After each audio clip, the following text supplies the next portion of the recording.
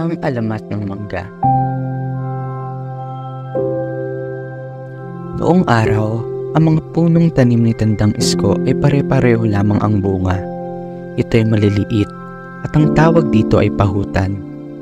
Matamis kapag hinog, kaya gustong-gusto ng mga bata ang pahutan.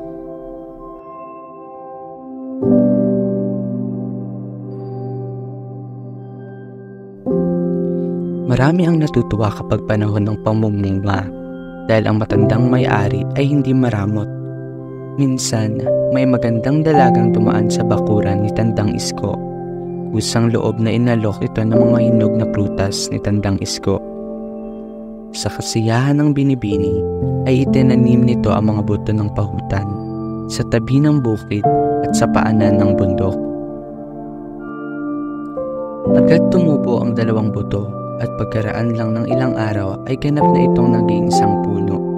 Nalabis na nagtaka si Tandang Isko sa pagkakaroon ng punong puhutan sa hangganan ng bukid sa ibabatang batuhang bundok.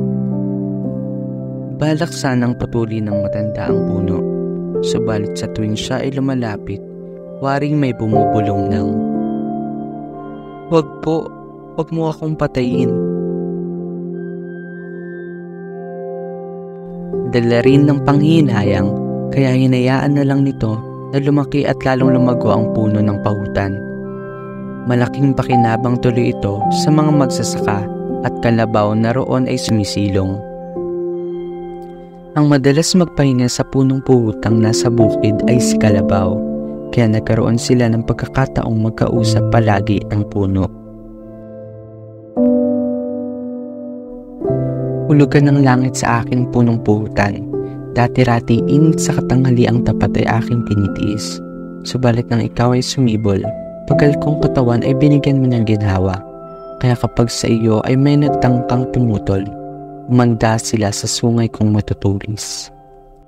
Salamat sa iyo, Kalabaw, at ako ay iyong pagtatanggol. Noon pa man ay hinahangaan ko na ang iyong kasipagan, kasisigan at kalakasan. Nang hihinayang na wika ng puno. Hindi nagtagal, sa dalas ng kanilang pag-uusap ay nagkaintindihan ang Kalabaw at ang punong puhutan.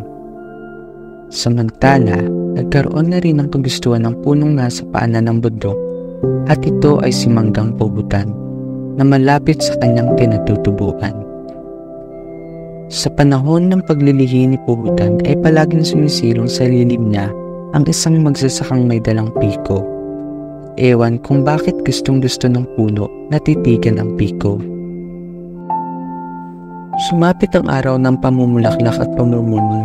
Parehong pinausukan at inalagaan ni Tandang Isko ang maghiwalay na puno. Ang lahat ng mga puno ay pawang nagbunga. Nang bumalik ang matanda upang aningin ang mga bunga ng puhutan, ito ay lubhang nagulat.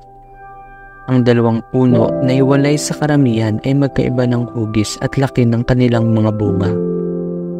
Hindi maisip ni Tandang Isko kung bakit nagkaganoon. Muli, ang magandang dalaga ay nagbalik.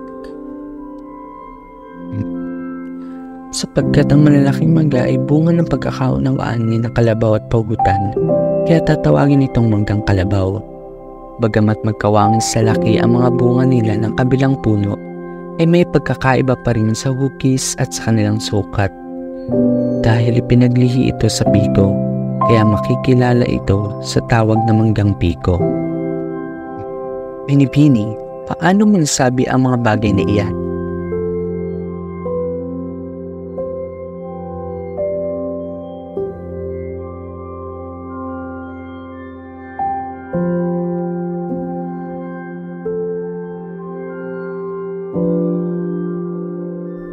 Sapagkat ako ang diwata ng mga prutas.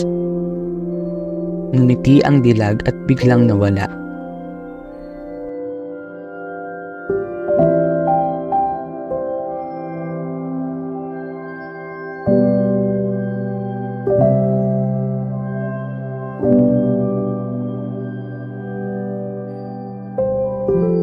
Ang sinabi ng diwata ay paulit-ulit ding kinuwento ni Tandang Isko sa mga namimili ng mangga. Datapwat hindi na mahalaga iyon kahit pahutan, manggang kalabaw o manggang piko. Basta ang mga ito ay pare-parehong mangga.